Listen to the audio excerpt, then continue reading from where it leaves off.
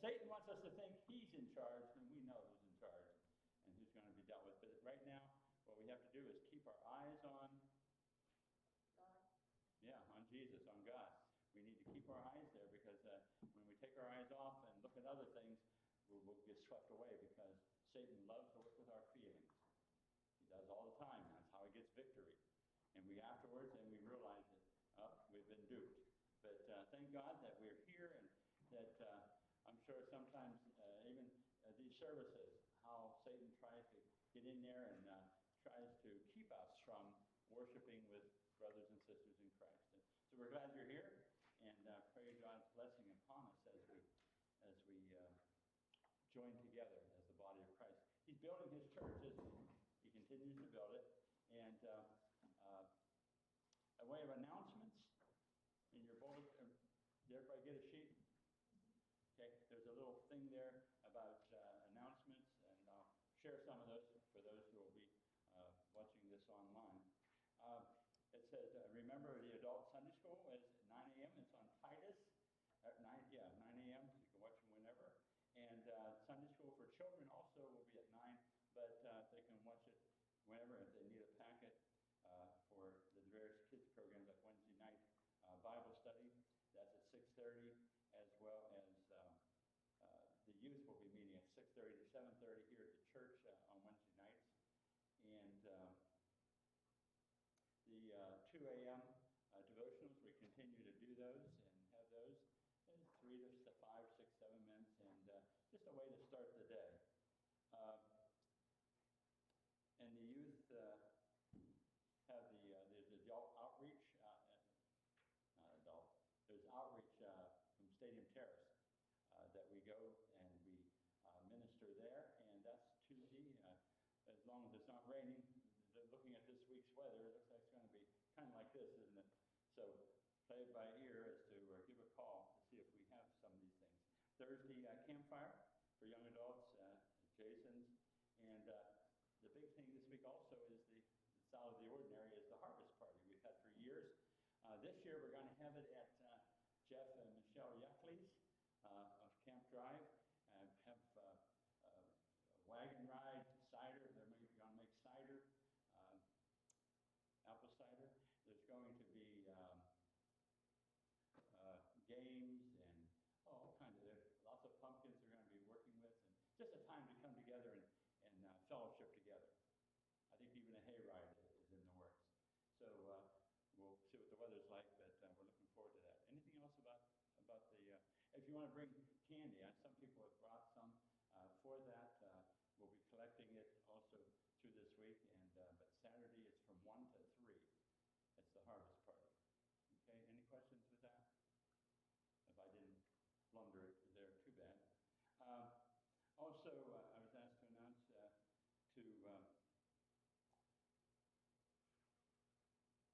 there are some Afghans out in the North X. If you'd like to have one, someone made them, and they'd like to share. If you would like to have one for your family, please be sure. I think there's a few pair of slippers also, I think I saw out there. So if you're interested, take a look, and and thank God that for the opportunity to share with you. Is there anything else about that? Okay. Any other announcements that need to be made? Here comes Brian. I knew he was ready to jump up. Yeah, I have ballot tickets. If anybody wants one or multiple ones. I also have a sheet in the narthex for nut and apricot roll sale for Camp Harmony. Thanks. Okay, thank you. Any other announcements? I just wanted to thank whoever brought the pumpkin from the church to my house. That was very nice. It was a very pleasant blessing in the middle of the day. I was like, oh, wasn't that nice? It made me feel good. And so thank you. Blessings to you guys for doing that. Yes. So many ways to encourage people, huh? To hopefully bring joy. Okay.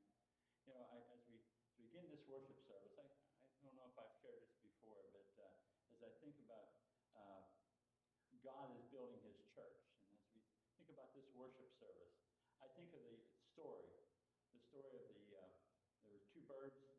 They made, there was a little pond that they were always, that's where they were living around.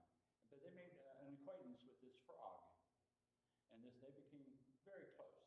And in the story, and there came a time that the weather was so warm that pond was drying up and they had to move somewhere.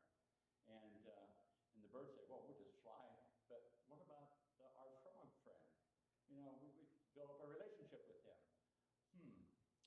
What are we going to do? And then he came up with an idea. Why don't we get a stick, you know, and I will put one in one beak, and the other bird puts one at the other end of its beak, and then they'll get the frog to take its big mouth and, you know, clamp onto the middle, and we'll take them to where the new home is going to be. So they thought it was a good idea. He thought it was a good idea. And so the time came, they did that, and here they're flying in the air, and they're making their way to their new home. And as they make their way, there was a couple of guys walking on a path down below, just out for a morning walk, and looking up and says, wow, that is really neat. I've never seen anything like that. And says, I wonder who had the idea, you know, to do something like that. And at that time, they heard a noise going, I did. It was the frog. Guess where the frog ended up? I did. You know, as I thought about that, you know, God wants to do, and bring that to the you know, spiritual meaning, as I think so often God can do so much in and through our lives, like you said about the pumpkins and the flower. God can do so much in our lives and through our lives if we don't want to get the credit. If we don't want to get the credit, you know, just do it, you know, to help. How important that is, that you know, as I think about, what's that verse of scripture that,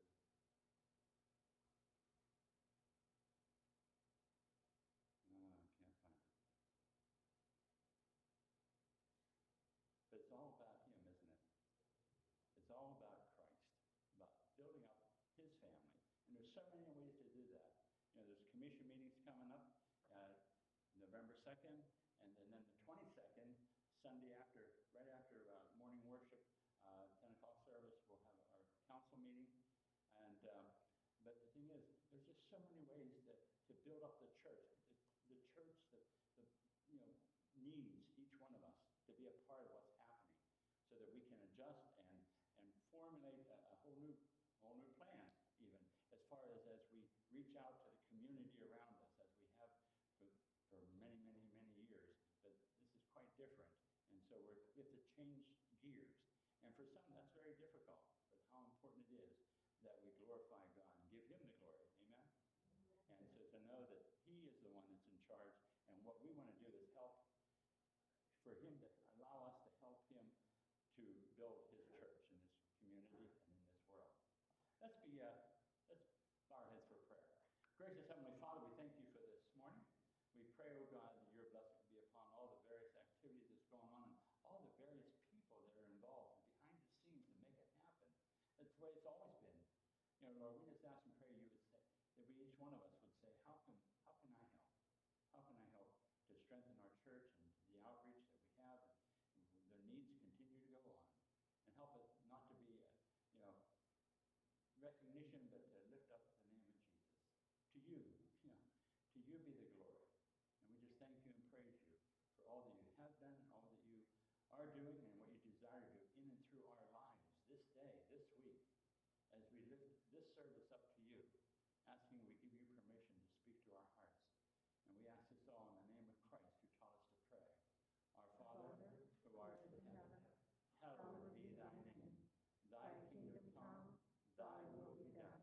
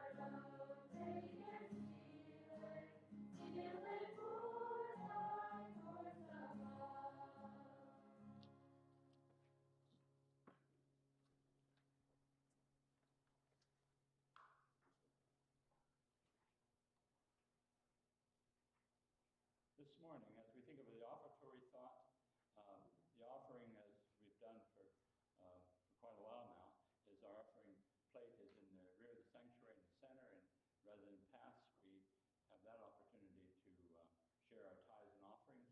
But also, I like to give opportunity for people to lift up thankful moments that they'd like to share from this past week or whatever that you would like to lift up thanks to God. Feel free to share. Praise God for his healing touch. Denise, had been checked for urinary infection, and they called and said she didn't have one, and she still had a lot of pain and problems, and so she went to Somerset Hospital, and they found out she did. She did. And she's on trying to get, medicine and everything for it. So keep Denise Urich in our prayers. Yeah. Okay. Yes, thank you. Today's very my anniversary. Oh. To you. Happy anniversary to you. Happy anniversary, Mary and Joni. Happy anniversary to you. We're family. We're family. Yes, thank you. Congratulations. And we just celebrated our 49th anniversary on Friday. Oh. Happy anniversary to you. Happy anniversary to you. Happy anniversary, Tom and Dad. Happy anniversary to you. 49. Yeah, praise God, we gave you a one who would stay with you 49 years. Praise God. How many years for Barry and Joni? Yes, Barry, Joni, how many years? 51. 51. Whoa. That's a miracle. Yeah, we better move on before it's personal. Yes. Any other things that you're thankful for? Pardon? Many blessings. Yeah. Today, October 25th, was my mother's birthday. As I was thinking about her, and 7 boys on a small farm, and wow, what mothers go through. But and I thank God for many memories, like you were saying, blessings and memories. Let's bow our heads for prayer. Father in heaven, we just thank you as we count our blessings, oh Lord, with celebrations of anniversaries. Oh Lord, your faithfulness.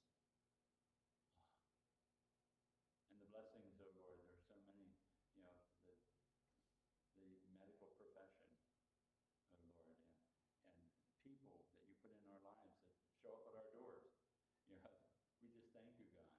There are many different ways that you desire to express your love to us and also through us to others. Oh Lord, we just thank you for the blessings that are ours this day, and we want to say these various thankful moments, oh Lord. And also we want to thank you for our tithes, our offerings, as we lift them before you, of our time, of our money, of our jobs. Thank you, Lord. We count our blessings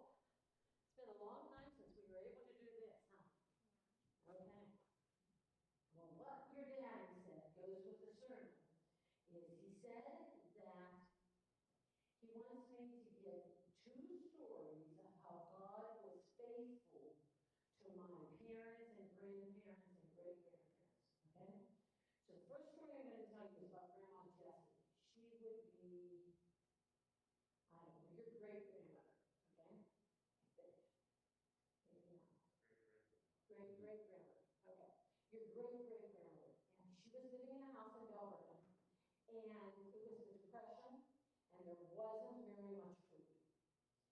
And she had this great idea of building a garden outside of the town. So they went out there and they dug up the ground, and they put in the potatoes, and they put in the seeds for the beans, and for the tomatoes, and they had all of this stuff growing. And she said, you know what, buddy? Tomorrow we'll come pick the beans. The beans are ready. And the tomatoes, we'll be able to get 2 tomatoes for supper tomorrow night. So the next night, they went outside the town again to where the garden was, and someone had gone into the garden and stolen the vegetables. There were none at all. All the vegetables in the garden that could be picked were picked. And she thought, well, whenever the carrots come, every time the stuff was ready, it was gone. So she was very sad, and she went home and she wrote a letter to her mom. Her mom lived in Friendly, West Virginia. They would be your great-great-great-grandparents, because it's not enough. Anyways, they lived in Friendly, West Virginia. She wrote a letter to her mom and told her, I don't know how I'm going to feed my kids. Someone keeps stealing all the food out of my garden. A couple of days later, she got a letter in the mail, and the letter said, you go to the train station on such and such a day. She went to the train station, and there was a big laundry basket full of vegetables from her parents' garden. They put the vegetables in a laundry basket and put it on the train and sent it to Pennsylvania so they would have food for their family. Is that a good story? God was very faithful. Now, I can remember one more about God being faithful in my family, which would be your grandparents, your great-grandparents. That's really hard to learn. So I can remember when we would go to church, there were 3 kids in the back seat, a baby and mom and dad in the front seat, because babies rode in the front seat in those days. And we stopped at the house, and my dad said, I offered this lady a ride to church. And she was a really big lady. And I thought, where is this lady going to sit? And we all smushed together, and she took half of the back seat. And whenever she got up, I said to my dad, why did you do that? And he said, because if people need a ride to church, Christians need to ride them. Well, after that, I can remember a day that there wasn't food at our house. Not very much food. There was always food, but not very much food. And somebody from the church said, can you meet us at this grocery store? My dad said, okay. We all got in the car. We went to a grocery store we never went to before. And when we pulled into the grocery store, here were some people from the church. And they had gone grocery shopping and brought us 3 big bags of food. And we said, wow. And we took it home, and I can remember going through the bags, and I am sure there must have been store-bought bread in there. I love store-bought bread. And I never got store-bought bread. And store-bought cookies, too, because I like those, too. But, oh, it was just such a blessing from the Lord. That's right. Dear Father God, sometimes people wonder, what are we going to eat next? What are we going to do? This is a tough time. But you are always faithful. Thank you, Lord, for being faithful to my grandparents and great-grandparents and to Parks' great-great-great-grandparents. Thank you, Lord, for how the way you take care of us. In Jesus' name, amen.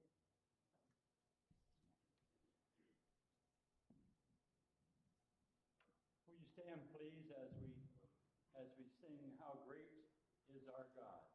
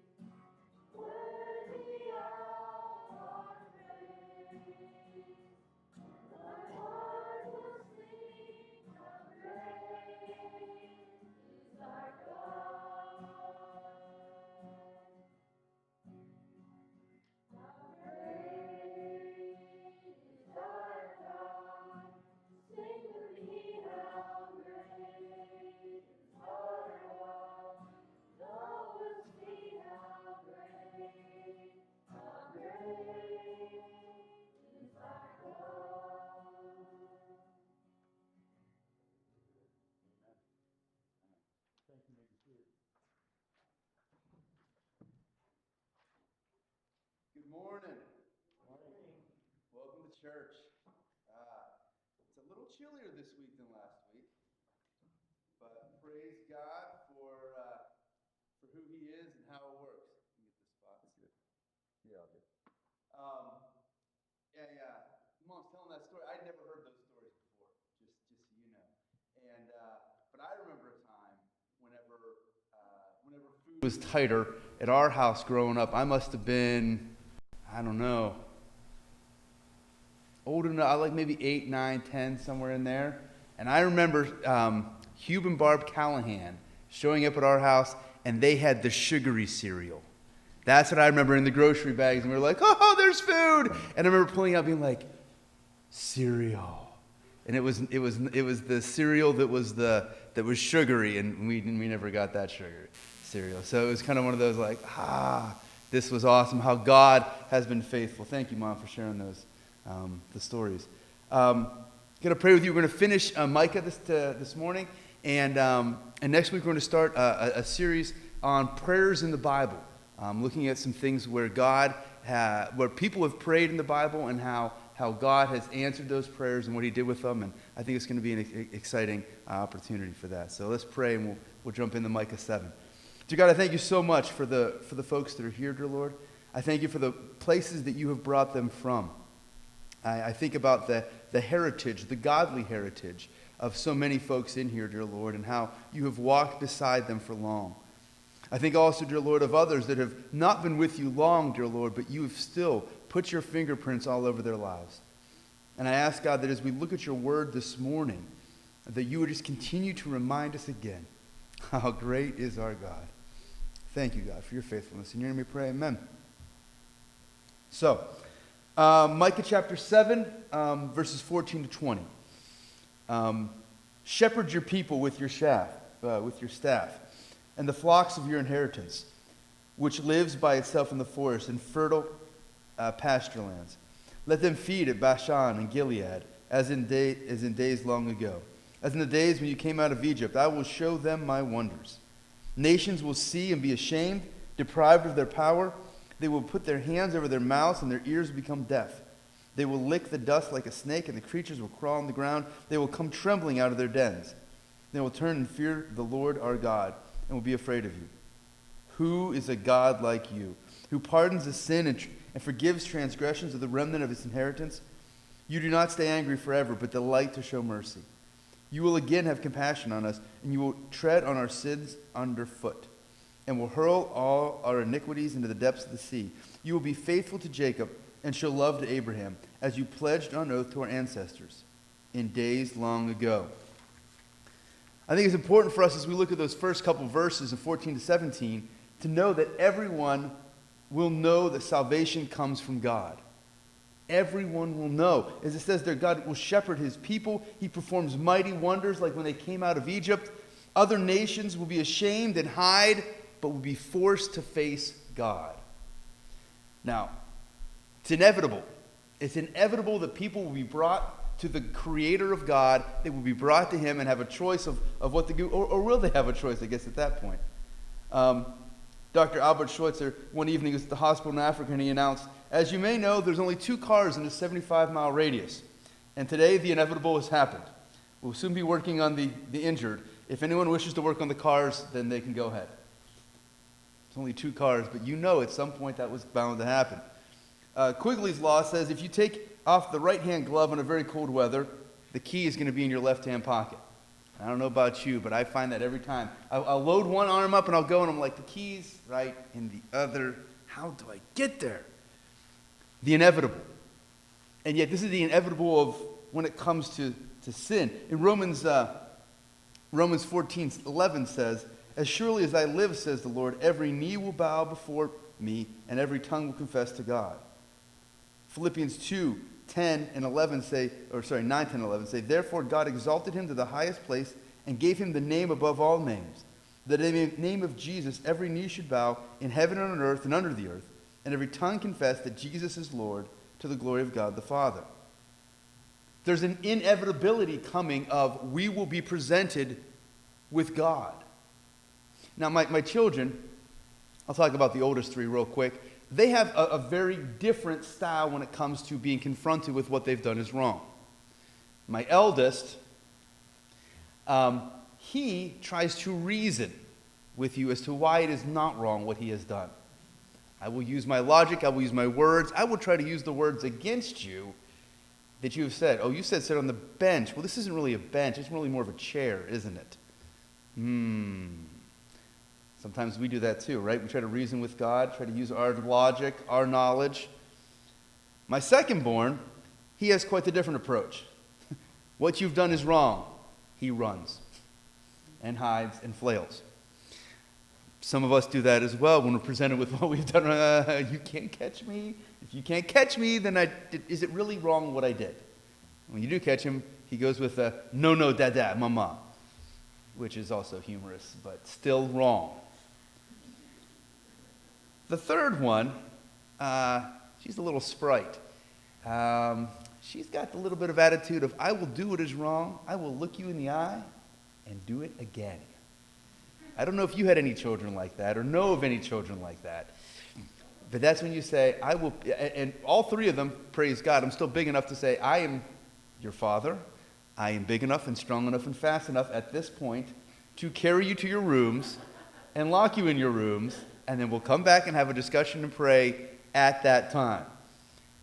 There will be a day when we'll have to figure out a new plan for this. But that is where we are right now, is that there's an inevitability, and I try to explain that to them of, I don't know how you saw this conversation ending, but guess what? This is how it ends. Every time. Every time. We try to be so consistent with our kids. And I think about God being consistent with us, and yet sometimes we still try those same things, right? The same things. Even though we know God is God, right? We are not. We still try. I want us to think that life is not about us. We're in this family of God together. And we need to think, how, God, do you want us to respond when you can kindly correct us and bring us back to where we need to be? A lot of Micah was about that, right? There's problems here. There's problems. We need to fix these problems. And here's God yet again reminding us, hey, I brought you out of here. You are mine. I tell Parks all the time, right? Whose job is it to take care of you? It's my job. God gave me that job. And I'm responsible for that.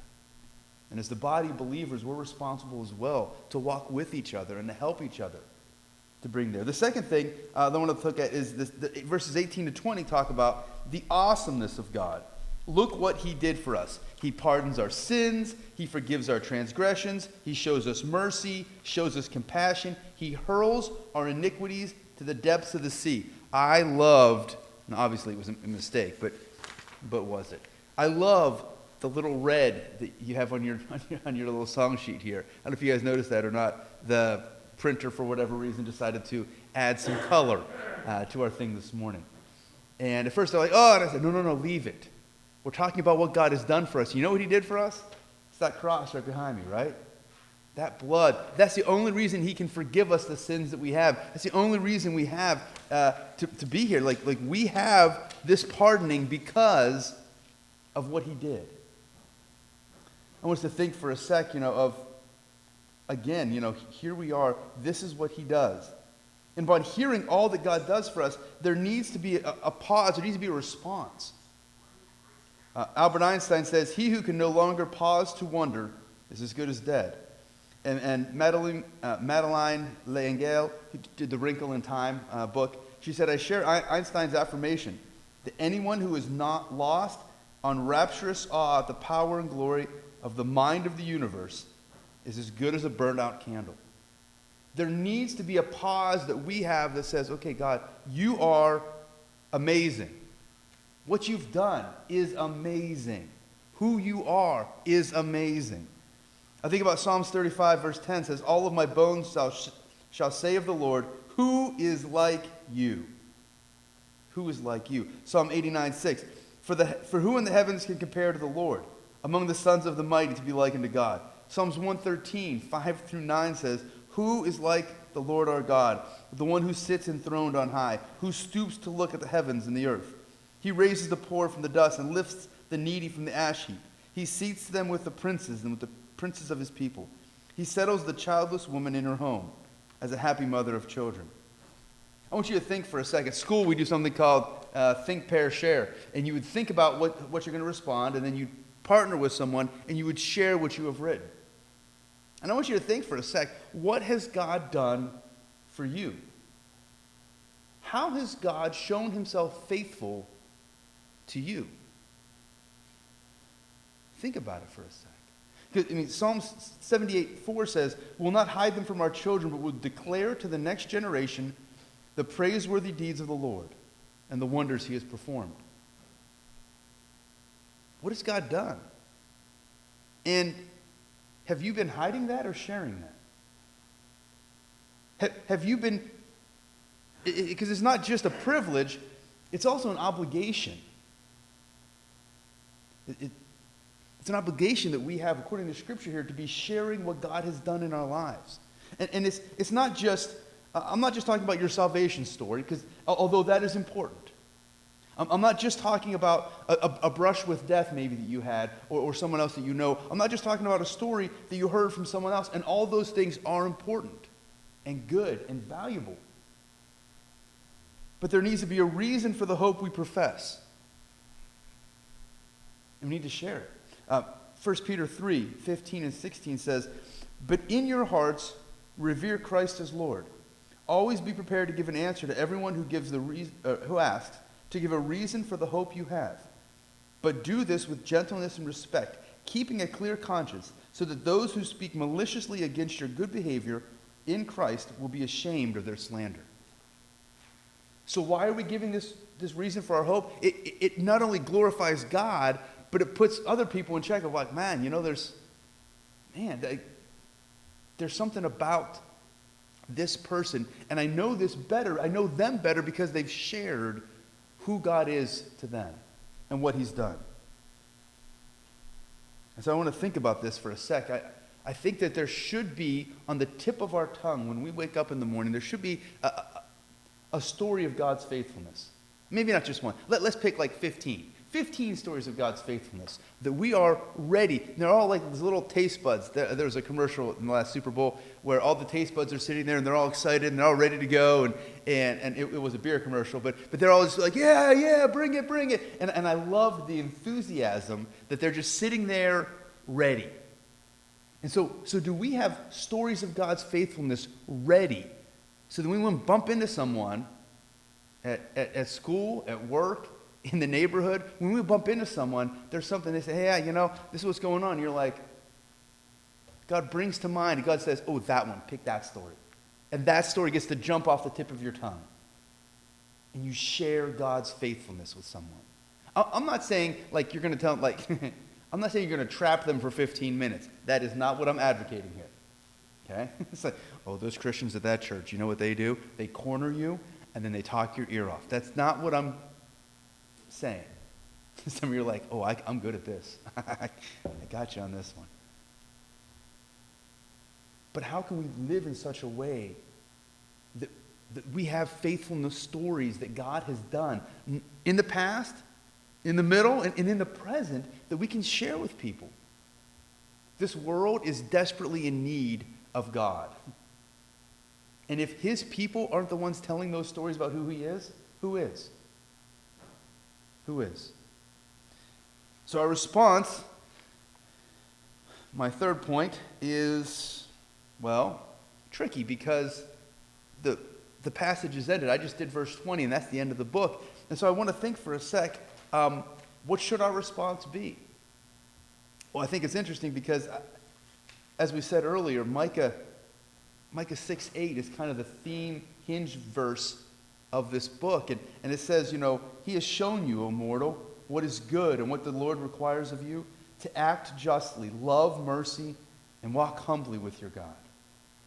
And so that's my challenge for us as we leave here. Act justly. And it's nice to think just thoughts. And it's nice to talk about justice. But how do we actually walk in that way?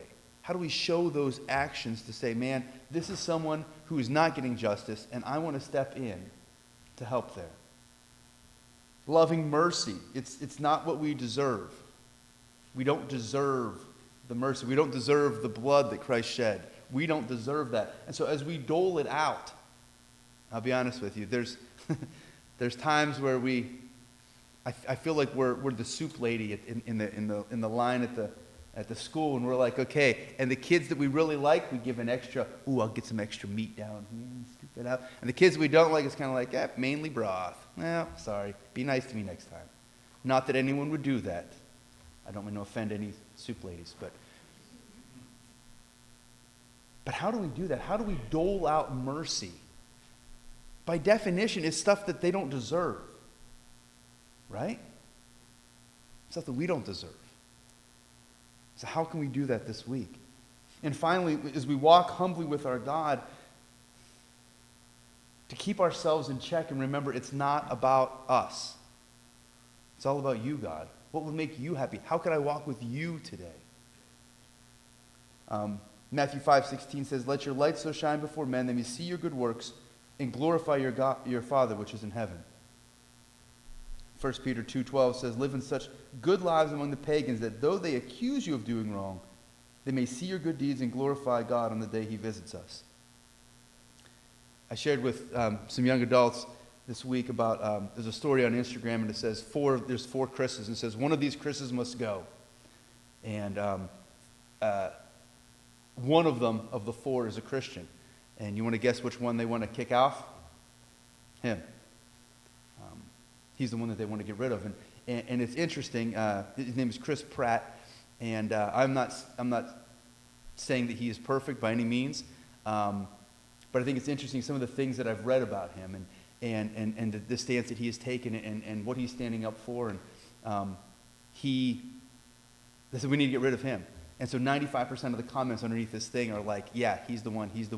He is, he goes to that church, and he does this stuff, and we just don't want him. And it's interesting because he plays in some of the, he's in some of the Avenger movies and stuff, and Robert Downey Jr., who is definitely on the opposite end of the political spectrum, and even some of the moral things, definitely different, stood up for him and said, hey guys, I know him. You got to cut him a break. Like, he is a good guy who loves serving people, who cares about people. If you're ripping into him, you need to check yourself. Now, he doesn't agree with him, but he recognizes the God and the Jesus that he serves. Another guy who's even more politically the opposite end of the spectrum, Mark Ruffalo, he says the same thing. He's like, you know what, guys?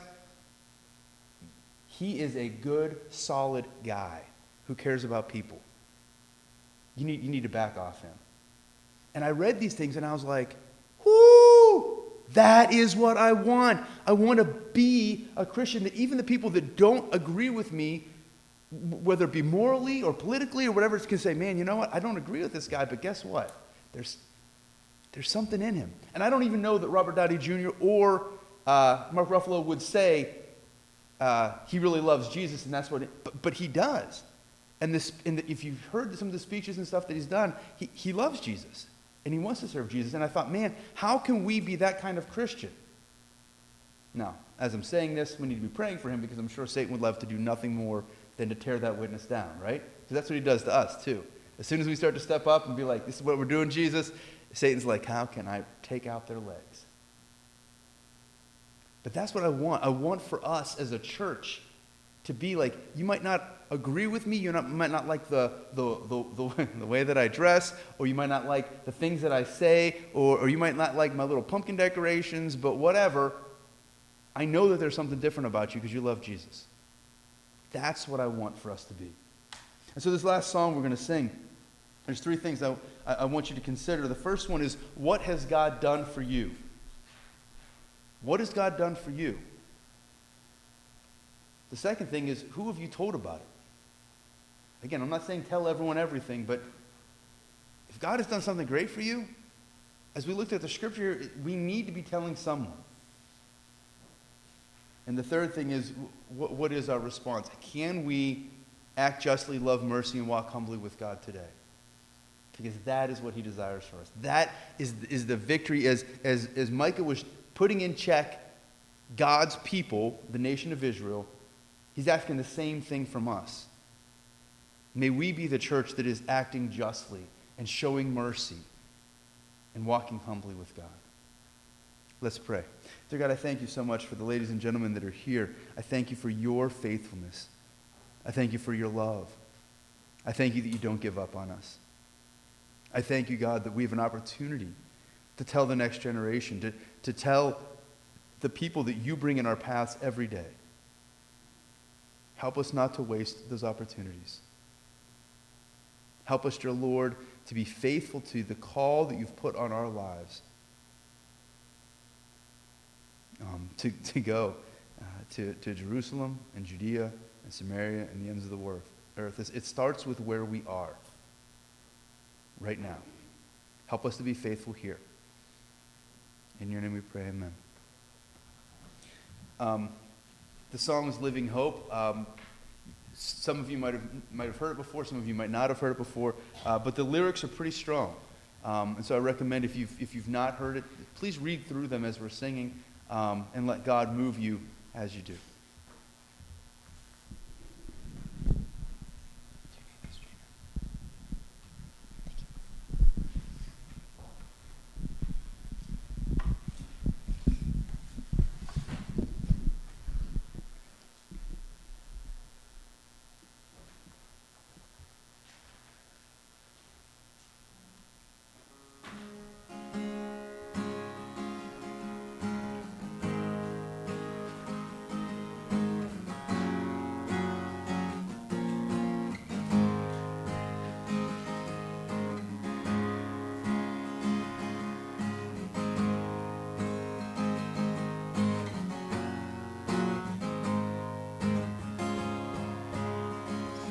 Great a chasm that lay between us, how high the mountain I could not climb.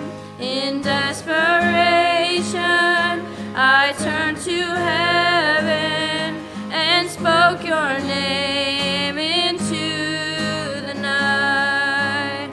Then through the darkness your loving kindness tore through the shadows of my soul. The work is finished, the end is written. Jesus Christ, my living hope. Who could imagine so great a mercy? What heart could fathom such boundless grace? The God of ages stepped down from glory to wear my sin and bear my shame. The cross has spoken, I am forgiven. The King of Kings calls me his own. Beautiful Savior, I'm yours forever. Jesus Christ, my living hope. Hallelujah, praise the one who set me free.